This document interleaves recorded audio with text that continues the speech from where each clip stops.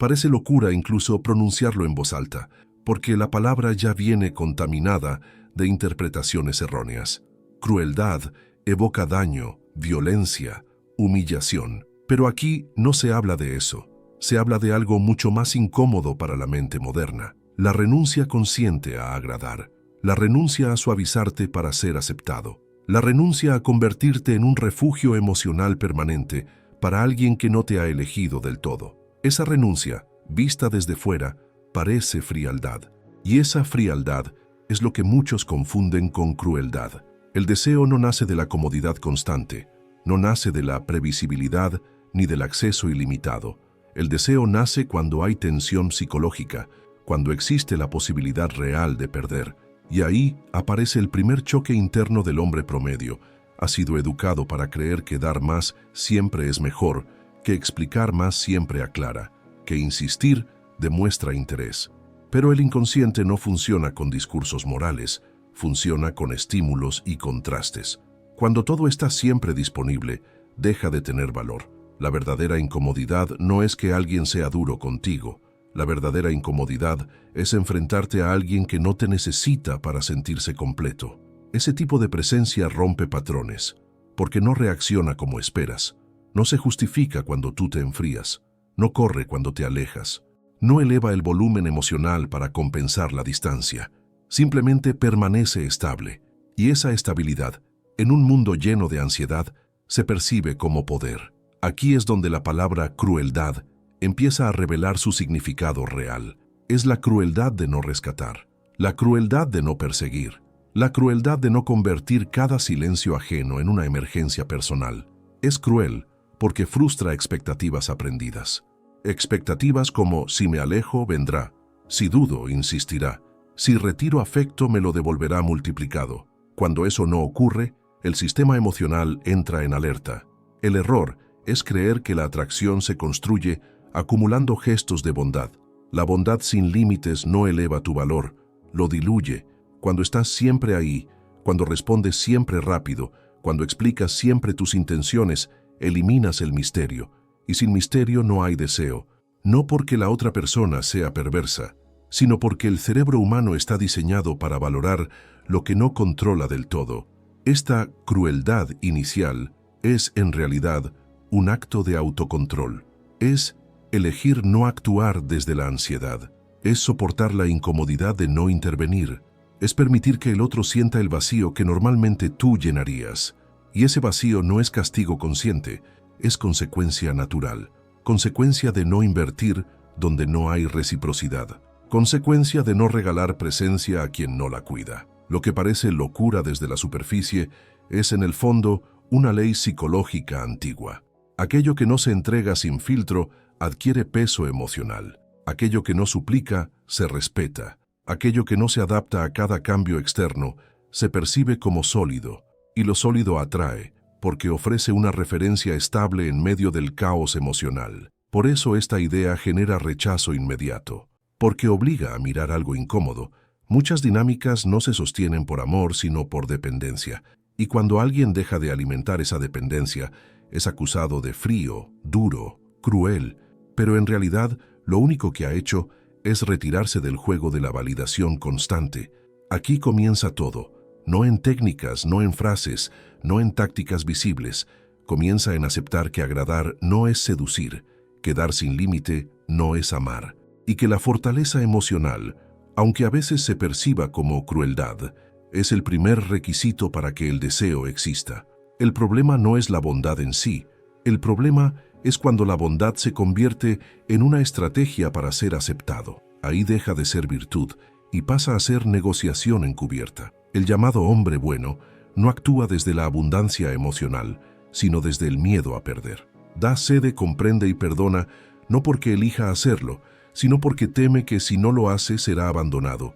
Y ese miedo se filtra en cada gesto, en cada palabra, en cada silencio que no sabe sostener. Este tipo de hombre cree que la atracción funciona como una balanza moral. Cuanto más correcto sea, cuanto más paciente, cuanto más disponible, mayor será la recompensa afectiva. Pero la psicología humana no responde a méritos acumulados, responde a percepción de valor. Y el valor no se transmite sacrificándose, sino mostrando que puedes retirarte sin romperte. El hombre bueno explica demasiado. Explica por qué actuó así, por qué dijo eso, por qué no respondió antes, por qué sí le importa, por qué no quiso molestar. Cada explicación es una microconfesión de inseguridad, no porque explicar sea malo, sino porque explica para evitar conflicto, no para aclarar. Y cuando alguien intenta evitar todo conflicto, comunica algo muy claro: no puedo permitirme perderte.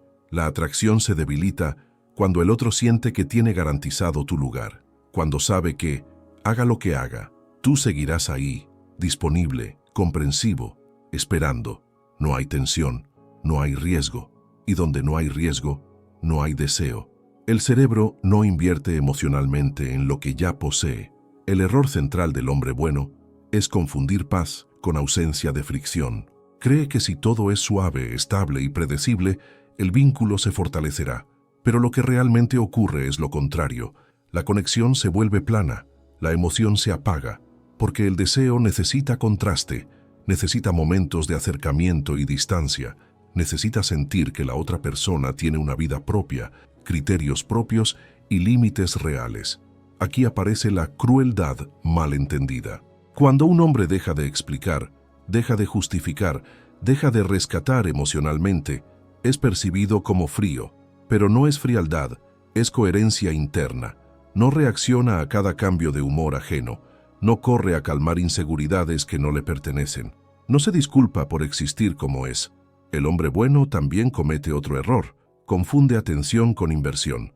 Cree que estar presente todo el tiempo es demostrar interés, pero la atención constante pierde valor cuando no está filtrada. La atención que seduce es la que se ofrece desde la elección, no desde la necesidad. Cuando tu atención es escasa, se siente. Cuando es infinita, se da por sentada. Además, el hombre bueno suele anticiparse.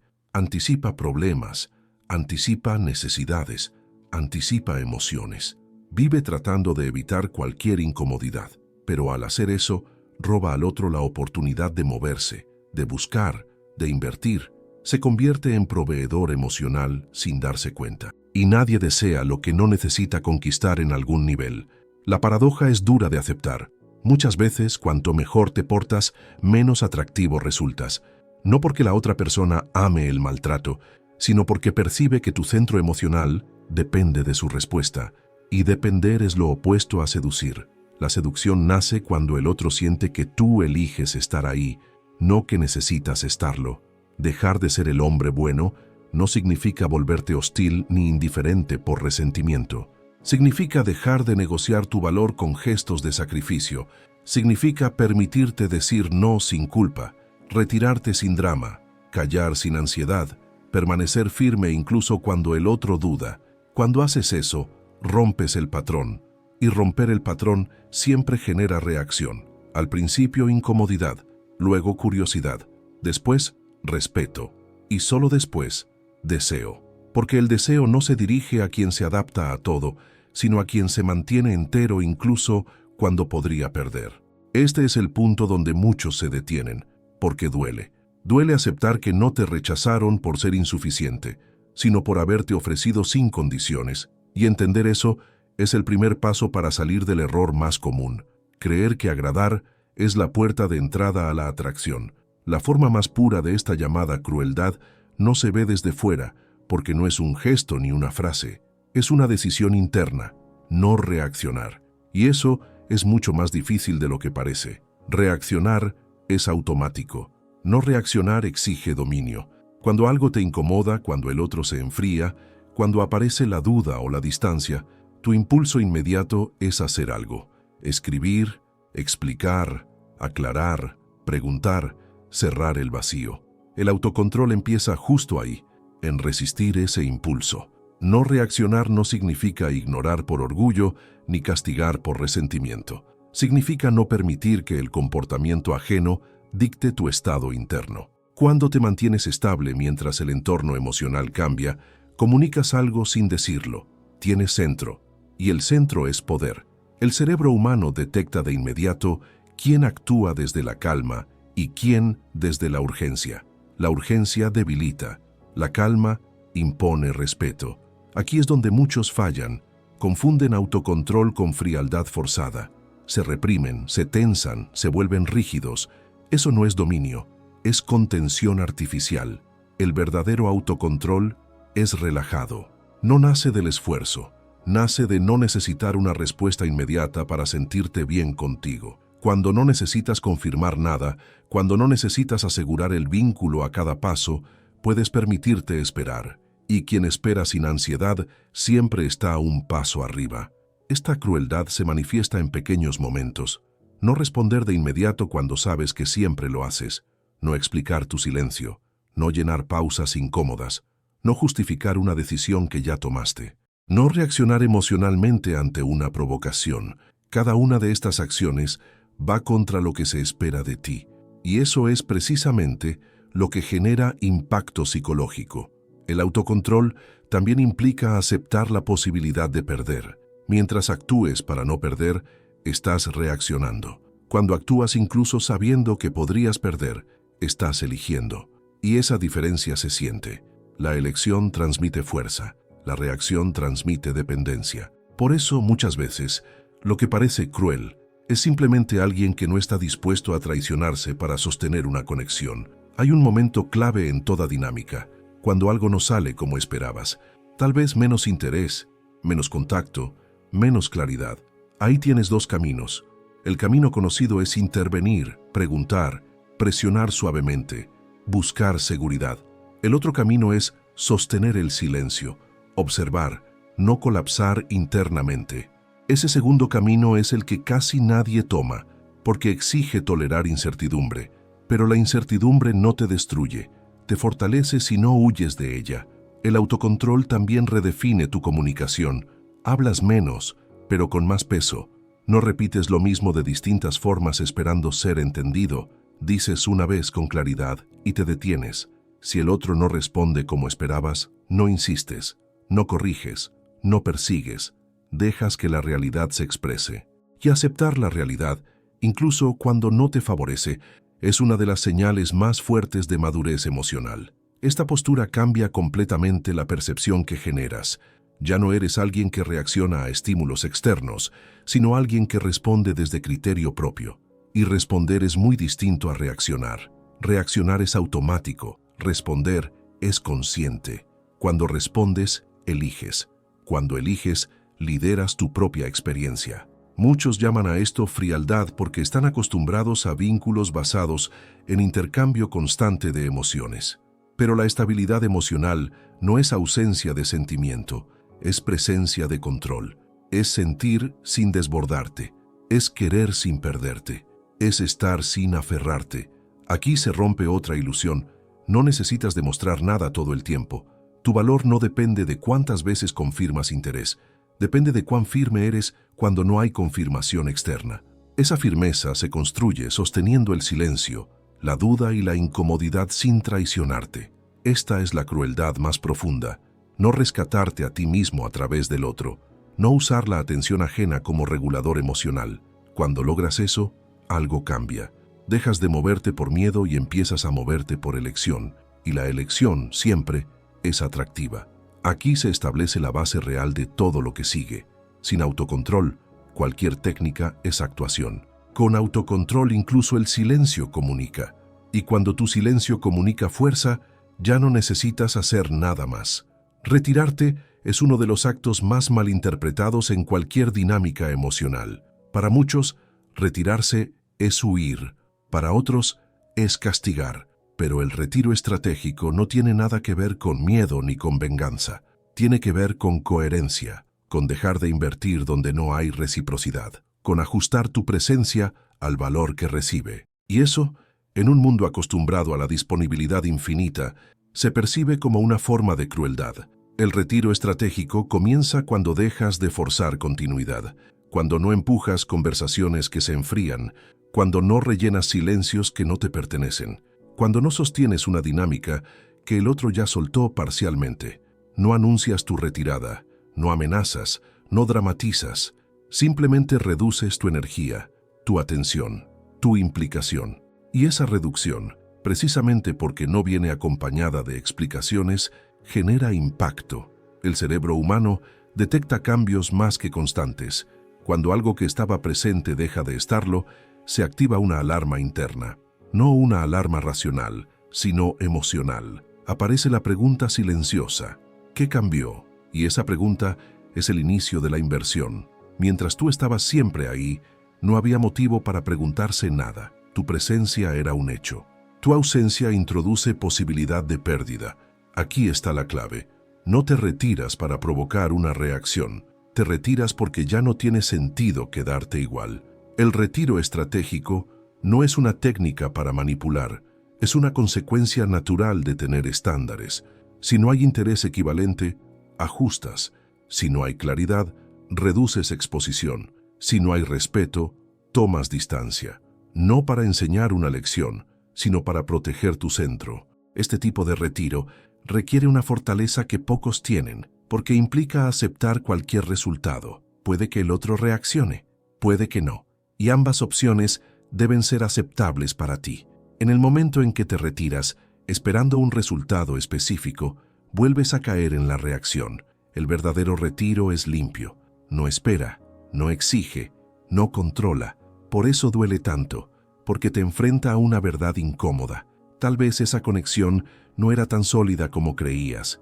Y muchas personas prefieren sostener una ilusión a soportar esa claridad.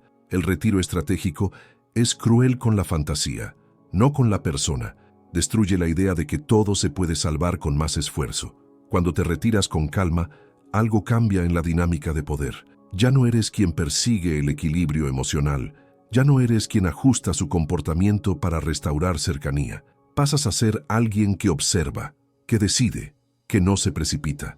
Y esa postura es profundamente desestabilizadora para quien estaba acostumbrado a tu constancia. No hay reproches, no hay escenas, no hay explicaciones largas. Tu vida sigue, tu foco vuelve a ti, tu energía deja de estar disponible sin filtro. Y eso se siente, porque la atención no es solo tiempo, es validación. Cuando la retiras, obligas al otro a confrontar el vacío que antes llenabas. Muchos confunden esto con juegos psicológicos, pero los juegos requieren intención de controlar. Aquí no hay control, hay límites. Un límite no se negocia ni se justifica, se aplica, y aplicar un límite a veces se percibe como crueldad por quien se beneficiaba de tu ausencia de límites. El retiro estratégico también te revela algo esencial. ¿Quién se mueve cuando tú no empujas? Si todo dependía de tu esfuerzo, la conexión se desvanece. Y aunque eso duela, es información valiosa, porque te muestra la realidad sin adornos. Y la realidad, aunque incomode, siempre libera. Esta retirada no es definitiva por definición, es proporcional. Puede ser temporal, puede ser permanente, depende de lo que ocurra después. Pero lo importante es que no vuelves al mismo lugar si nada ha cambiado. No regresas a dar lo mismo por menos. No retomas el rol de sostén emocional automático. Aquí es donde la crueldad se vuelve evidente para quien no entiende el proceso.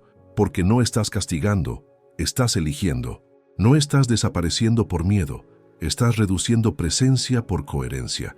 Y esa coherencia es lo que transforma completamente cómo te perciben. Cuando aprendes a retirarte sin resentimiento, sin explicación y sin ansiedad, algo se reorganiza en tu interior. Dejas de medir tu valor por la respuesta ajena, dejas de forzar resultados, y desde ese lugar, paradójicamente, es cuando más impacto generas, porque nada es más atractivo que alguien que sabe irse sin romperse. La ternura constante, cuando no está sostenida por estructura, pierde peso. Al principio se siente agradable, incluso segura, pero con el tiempo se vuelve invisible. No porque la ternura sea inútil, sino porque, sin firmeza, se transforma en ruido de fondo, algo que siempre está, algo que no se cuestiona, algo que no se valora porque no corre ningún riesgo. La firmeza, en cambio, introduce límite, y el límite crea forma. Donde hay forma, hay tensión, y donde hay tensión, hay atracción. La firmeza no es dureza emocional ni frialdad calculada, es claridad interna, es saber qué aceptas y qué no, y actuar en consecuencia sin necesidad de elevar la voz ni de justificarte. Una persona firme no amenaza, no advierte, no negocia sus principios, simplemente se mueve, y ese movimiento comunica más que cualquier discurso. La ternura constante suele venir acompañada de una necesidad implícita: ser querido, ser aprobado, ser elegido. Por eso se ofrece sin filtro, sin ritmo, sin pausas. La firmeza, en cambio, no necesita demostrar nada. Se expresa incluso en el silencio, incluso en la negativa. Decir no sin explicaciones largas es una de las expresiones más claras de firmeza. Y ese no, cuando es tranquilo y coherente, tiene un efecto psicológico profundo. Muchas personas confunden firmeza con rechazo, porque están acostumbradas a dinámicas donde todo límite es vivido como una amenaza. Pero en realidad, la firmeza genera seguridad. No una seguridad blanda, sino una seguridad estructural. Saber que estás frente a alguien que no se diluye, que no se adapta a cualquier cosa, que no se quiebra ante la presión emocional, genera respeto, y el respeto es una de las bases menos admitidas del deseo. La ternura constante intenta evitar el conflicto. La firmeza lo atraviesa sin dramatizar. Cuando surge una situación incómoda, la persona firme no se desborda ni se somete.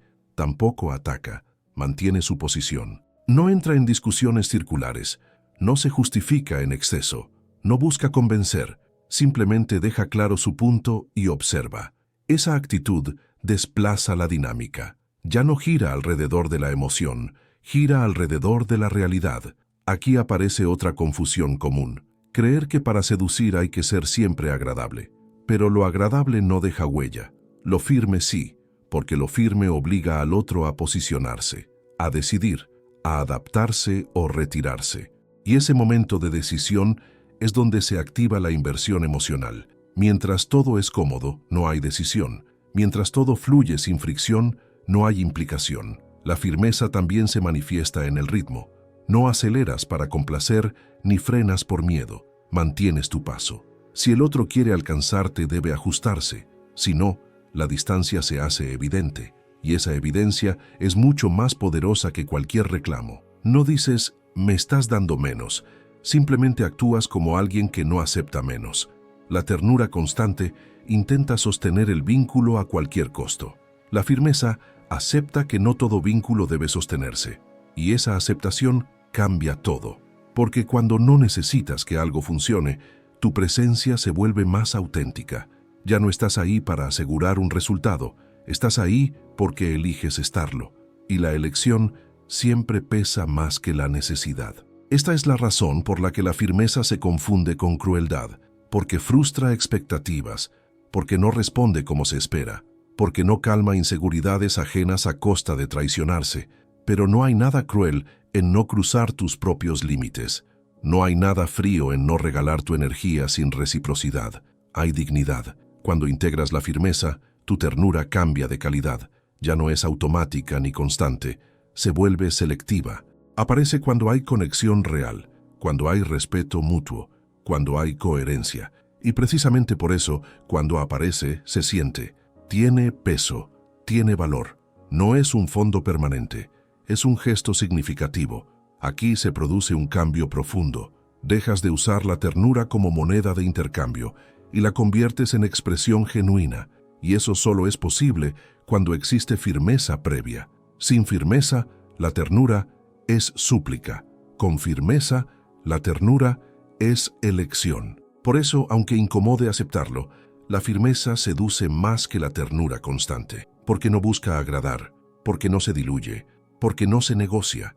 Y en un mundo saturado de disponibilidad emocional, la firmeza se siente como algo raro, sólido y profundamente atractivo. Existe una forma de castigo que casi nadie identifica como tal, porque no deja marcas visibles ni genera escenas dramáticas. No levanta la voz, no humilla, no amenaza. Es silencioso, sutil y profundamente eficaz. Retirar beneficios emocionales, y por eso mismo se percibe como crueldad, porque no ofrece contraataque al cual responder, solo deja un vacío.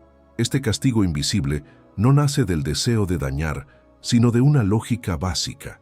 Cuando una conducta cambia, la respuesta también cambia. Si antes había atención constante, disponibilidad emocional, calidez inmediata, y de pronto eso se reduce, el mensaje es claro, aunque no se verbalice. El cerebro aprende por contraste, y el contraste es uno de los mayores educadores emocionales que existen. Aquí es donde muchos se confunden. Creen que retirar atención es manipular, pero en realidad, seguir entregando lo mismo cuando el trato empeora es autoabandono. Nadie está obligado a sostener el mismo nivel de entrega frente a una pérdida de reciprocidad. Ajustar tu inversión no es castigar, es responder a la realidad. El castigo invisible funciona precisamente porque no busca provocar culpa, sino generar conciencia. Cuando alguien siente que algo cambió, pero no puede señalar una pelea, un reproche o una acusación, se ve obligado a mirar hacia adentro. Se pregunta qué hizo, qué dejó de hacer, qué dio por sentado. Y esa reflexión interna tiene mucho más impacto que cualquier discusión. Este tipo de castigo rompe una expectativa muy arraigada, la de que siempre estarás ahí, pase lo que pase. Cuando esa expectativa se rompe sin escándalo, el efecto es desestabilizador, porque no hay un villano al que culpar, no hay una frase que usar como excusa, solo hay una ausencia que antes no existía. Retirar beneficios emocionales no significa volverte indiferente a todo, significa dejar de ofrecer aquello que no está siendo cuidado. Tal vez antes escuchabas sin límites, ahora escuchas menos. Tal vez antes estabas disponible a cualquier hora, ahora priorizas tu tiempo. Tal vez antes ofrecías calidez automática, ahora respondes con neutralidad. Cada ajuste es proporcional, no exagerado, no teatral. La clave está en que este retiro no se anuncia. No dices, si sigues así, haré esto. Simplemente ocurre, porque los límites reales no se negocian, se aplican, y cuando se aplican sin ruido tienen más peso. El ruido invita a la discusión, el silencio invita a la reflexión. Este castigo invisible también revela algo esencial. ¿Quién valora lo que tenía? Cuando alguien siente la retirada y no hace nada, te está mostrando que tu presencia era conveniente, no esencial. Y aunque eso duela, es información liberadora, porque te permite dejar de invertir energía en una dinámica que no te sostiene. Por otro lado, cuando la retirada genera movimiento, preguntas, intentos de reconexión, ahí aparece otra capa del proceso. No porque hayas castigado, sino porque has dejado de sostener algo unilateralmente. El otro ahora tiene que moverse si quiere recuperar lo que daba por hecho. Y ese movimiento es inversión. Es importante entender algo. Este castigo invisible solo funciona cuando es coherente. Si retiras atención pero sigues emocionalmente enganchado, si te alejas pero esperas ansioso una reacción, el efecto se diluye. La fuerza no está en la retirada en sí, sino en la tranquilidad con la que la sostienes. Muchos hombres fallan aquí porque usan el retiro como amenaza encubierta.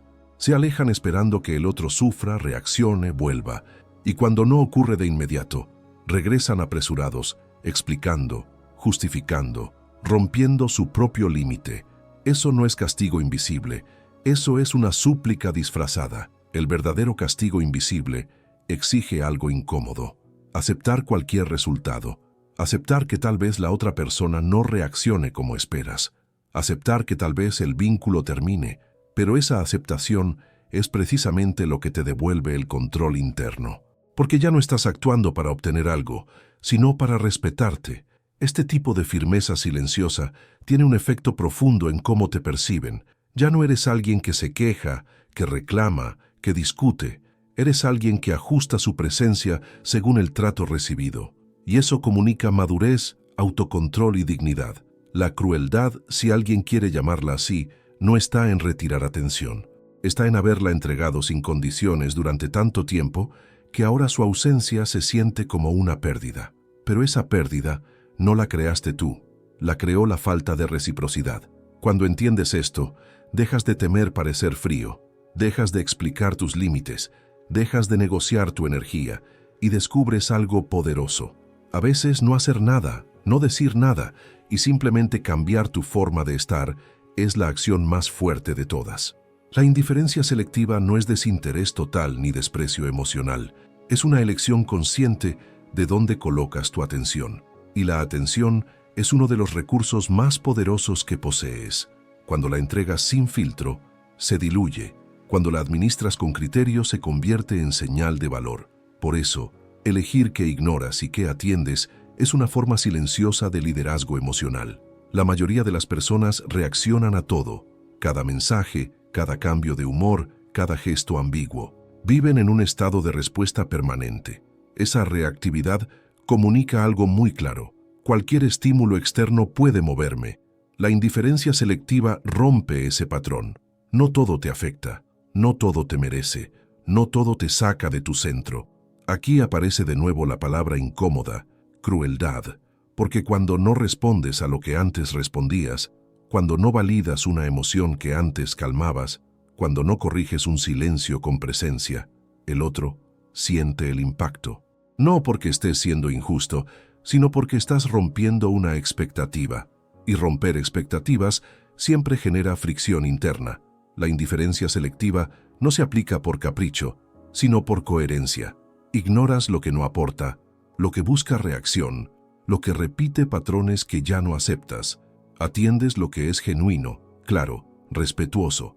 Esa diferencia crea jerarquía emocional, y donde hay jerarquía, hay estructura. Donde hay estructura, hay atracción. Un ejemplo claro: provocaciones emocionales, comentarios ambiguos, distancias calculadas, cambios bruscos de actitud diseñados para generar inseguridad. La reacción común es confrontar, preguntar, buscar claridad. La indiferencia selectiva hace lo contrario. No muerde el anzuelo, no responde al juego, deja pasar, y al hacerlo, desarma la dinámica, porque sin reacción no hay juego. Esto no significa reprimir lo que sientes, significa no entregarlo todo de inmediato. Significa procesar internamente antes de actuar. Significa decidir si algo merece tu energía o no. Esa pausa entre estímulo y respuesta es poder puro.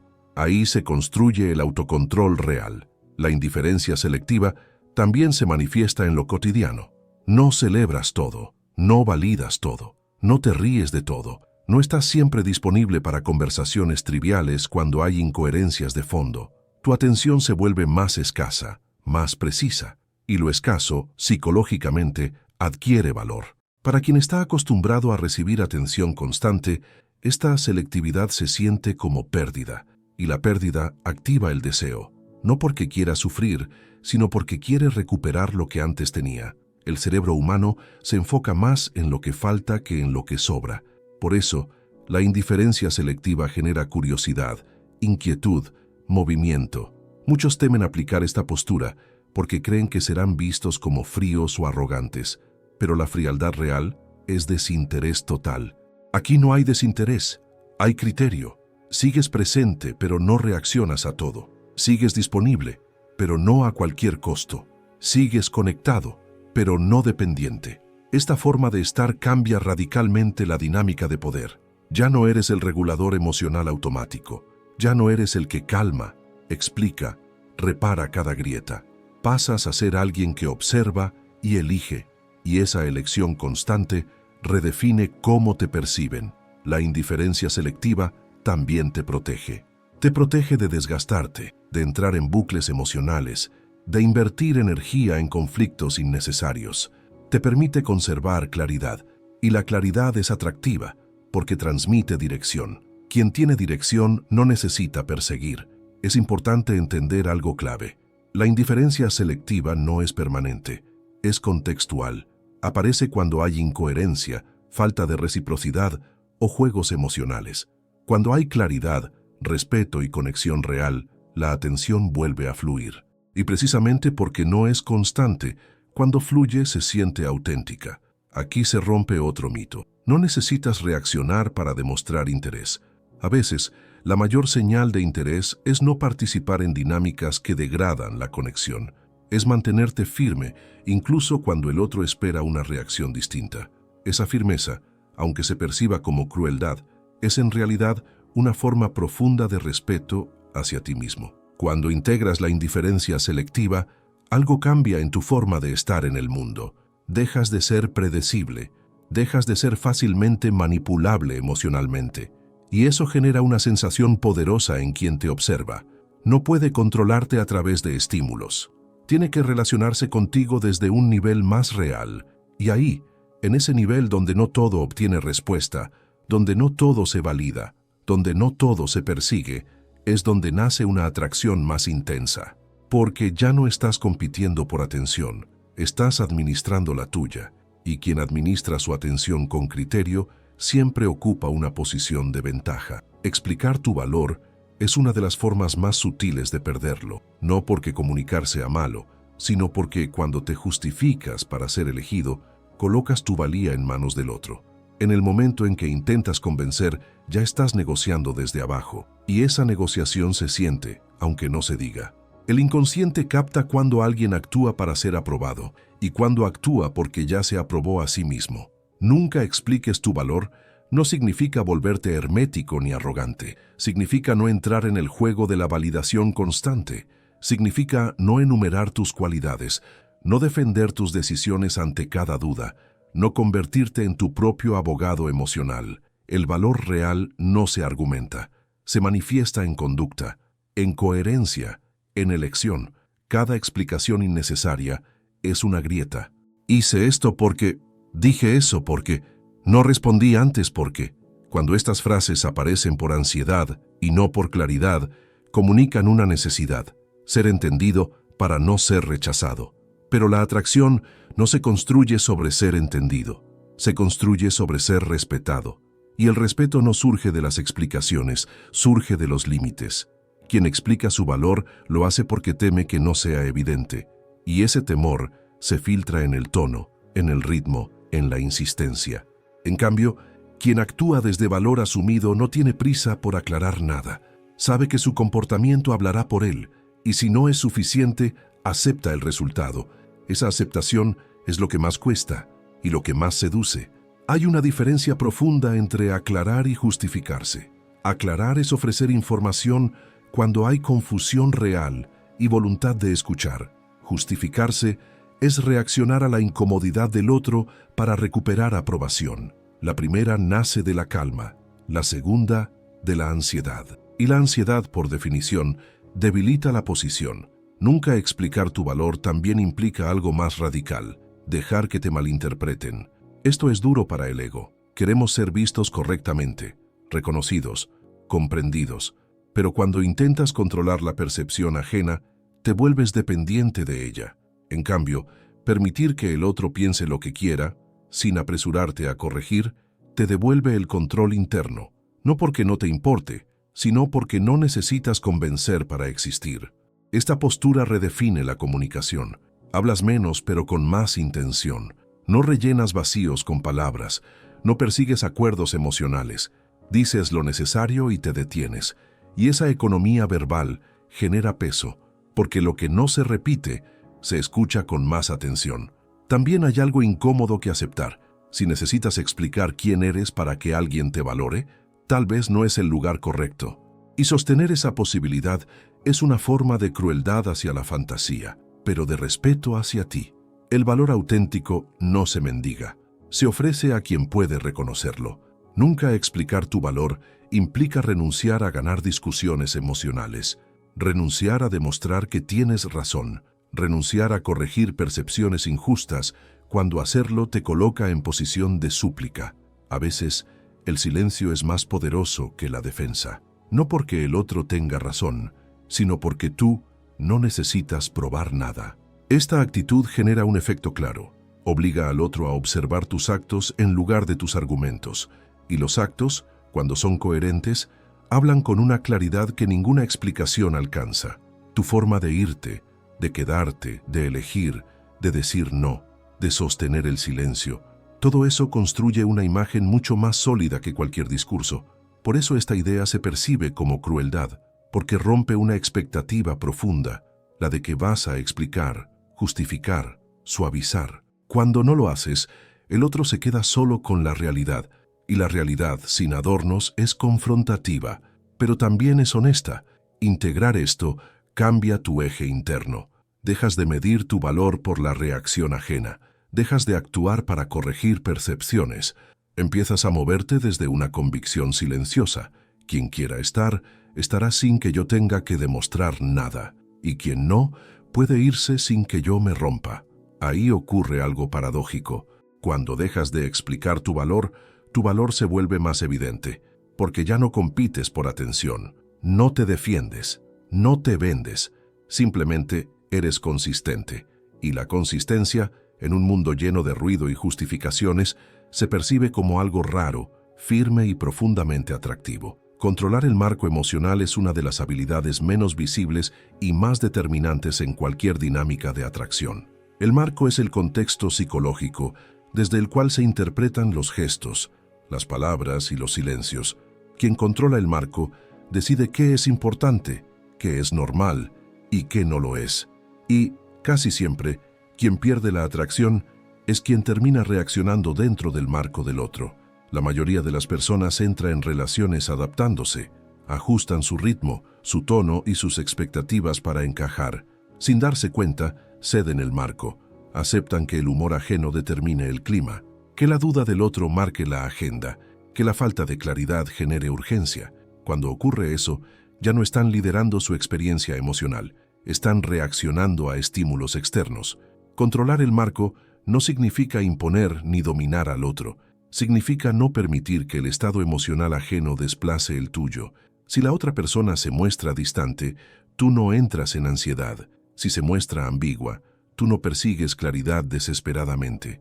Si cambia el tono, tú no cambias el tuyo para compensar. Mantienes coherencia, y la coherencia es una forma silenciosa de liderazgo.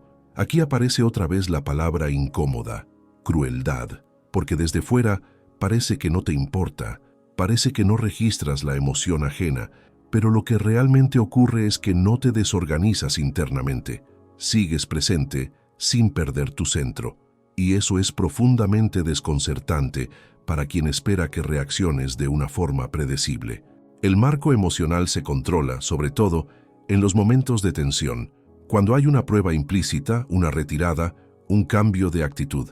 Ahí muchos hombres fallan porque intentan arreglar la situación, hacen preguntas, explican intenciones, buscan acuerdos rápidos. Al hacer eso aceptan el marco del otro, que algo está mal y debe ser resuelto de inmediato. En cambio, quien controla el marco observa primero. No niega la tensión, pero tampoco corre a neutralizarla. Hay una regla silenciosa en la psicología humana. Quien está más cómodo con la incertidumbre tiene más poder, porque no necesita cerrar nada para sentirse seguro. Puede esperar, puede sostener el vacío, y esa capacidad cambia completamente la dinámica. El otro empieza a sentir que no controla la situación, y cuando no controla, empieza a invertir. Controlar el marco también implica definir el significado de las cosas sin discutirlo.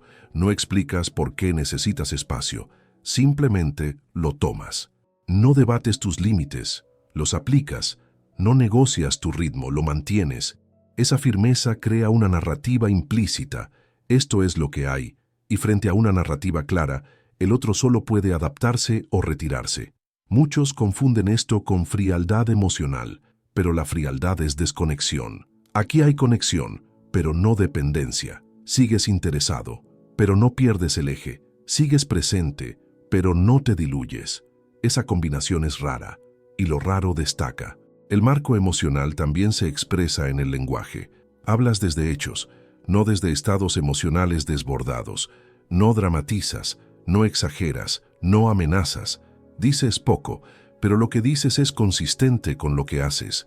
Y cuando palabras y acciones coinciden, el mensaje se vuelve sólido. Otro aspecto clave del marco es el tiempo. No te apresuras a definir, aclarar o resolver. Permites que las cosas se muestren. El tiempo es un filtro poderoso. Quien no puede sostener tu ritmo, se revela. Quien sí puede, invierte. En ambos casos ganas claridad sin forzar nada. Esta postura suele generar resistencia inicial. El otro puede intentar provocar reacción, aumentar la ambigüedad, cambiar el juego. Y ahí se ve quién realmente controla el marco. Si tú mantienes tu centro, el intento pierde fuerza. Si reaccionas, el marco cambia de manos. Controlar el marco no es una técnica puntual, es una identidad emocional. Es decidir que tu estabilidad no es negociable, que no vas a sacrificar coherencia para calmar inseguridades ajenas, que no vas a entrar en juegos que te alejan de ti. Y esa decisión, sostenida en el tiempo, transforma completamente cómo te perciben. Por eso, esta idea incomoda tanto, porque obliga a asumir responsabilidad total sobre tu estado interno. Ya no puedes culpar al otro por cómo te sientes, ya no puedes esconderte en la reacción, tienes que liderarte. Y liderarte implica renunciar a ciertas gratificaciones inmediatas para ganar algo más profundo: respeto, claridad y atracción real. Cuando controlas el marco emocional, no necesitas empujar nada. La dinámica se reorganiza sola, o se fortalece desde un lugar más sano, o se cae por su propio peso. En ambos casos sales entero, y alguien que sale entero, incluso cuando las cosas no funcionan, siempre será percibido como alguien con valor. La escasez real no se finge, se encarna. Y esa es una diferencia que se siente de inmediato. Fingir escasez es decir que estás ocupado mientras esperas el mensaje.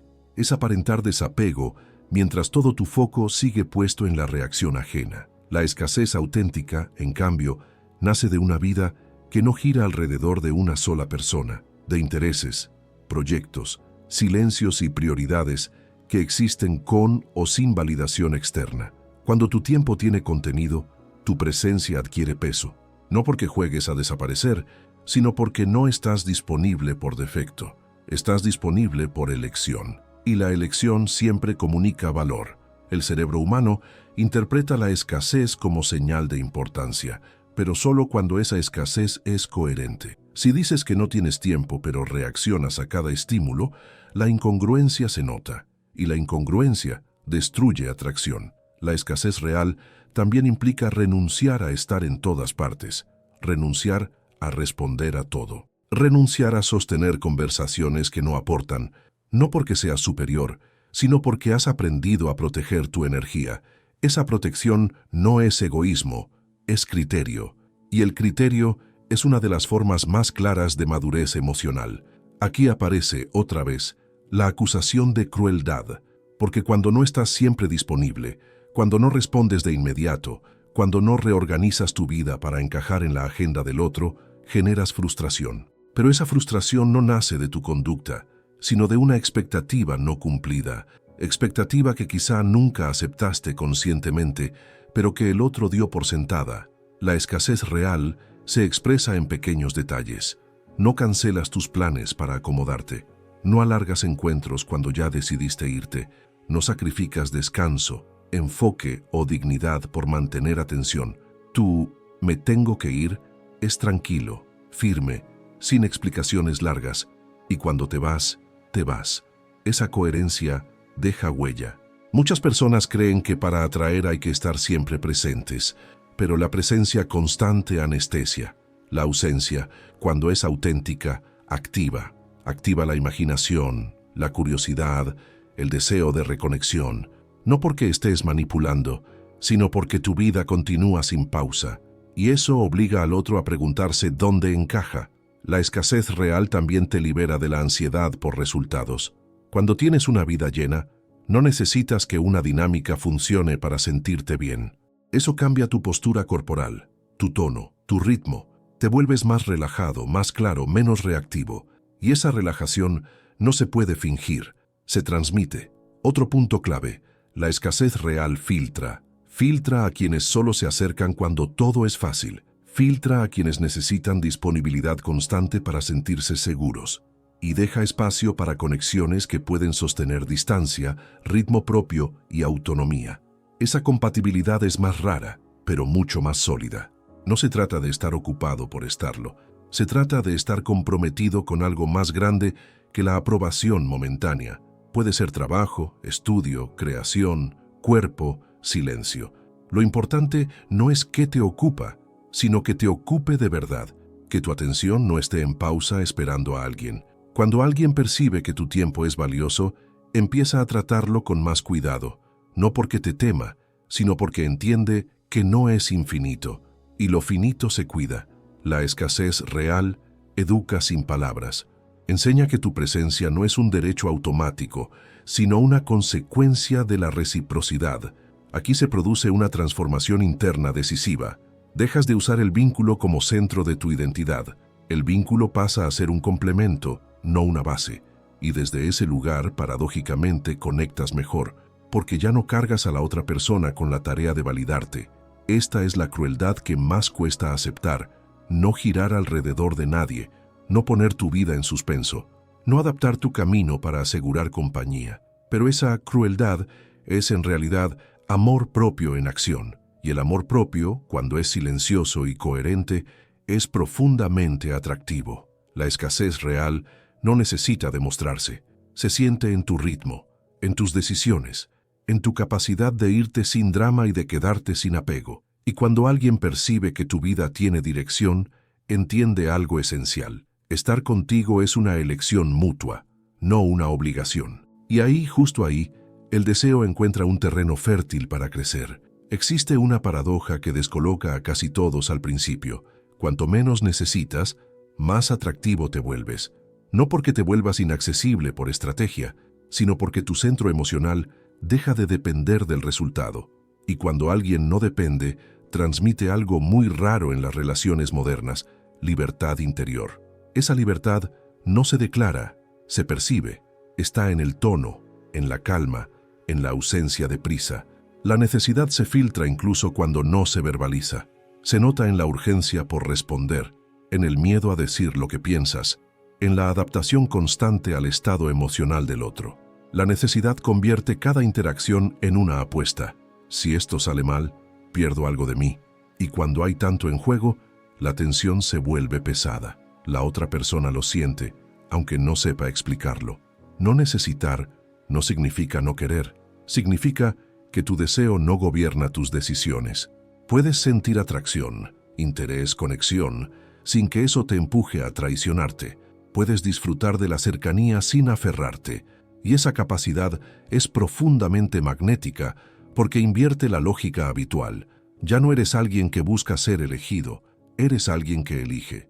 La mayoría vive en una dinámica inversa. Se presenta, se adapta, se esfuerza y espera ser validado. Cuando la validación llega, se relaja. Cuando no, se desorganiza. Quien no necesita funciona distinto. Su estado interno no cambia radicalmente según la respuesta ajena. Puede recibir interés sin euforia y distancia sin colapso. Esa estabilidad genera una sensación muy clara en el otro. Aquí no tengo control total. Y perder control es incómodo, pero también es excitante, porque obliga a salir del automatismo, obliga a invertir. Cuando alguien no te necesita para sentirse completo, tu presencia deja de ser garantizada, y lo que no está garantizado se valora más.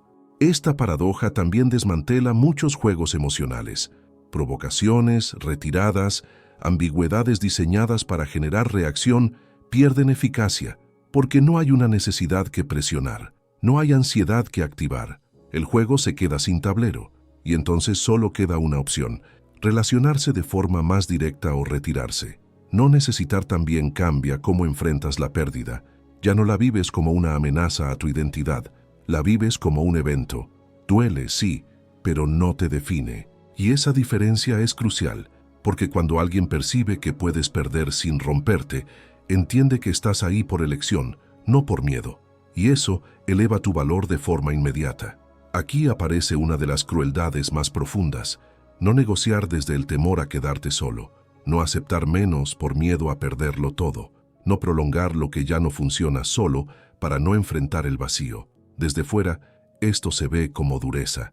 Desde dentro, es coherencia. No necesitar también te permite ser honesto, decir lo que piensas sin medir cada palabra por su posible efecto, marcar límites sin culpa, irte cuando ya no estás alineado. Y esa honestidad, lejos de alejar, suele generar un respeto silencioso, porque la mayoría está acostumbrada a máscaras emocionales, no a personas íntegras. Esta postura redefine el vínculo. Ya no se trata de si me quiere, valgo. Se trata de valgo, y desde ahí veo si quiero. Ese cambio de eje es radical, y aunque no se verbalice, se transmite en cada interacción, en cómo miras, en cómo escuchas, en cómo te mueves cuando algo no encaja.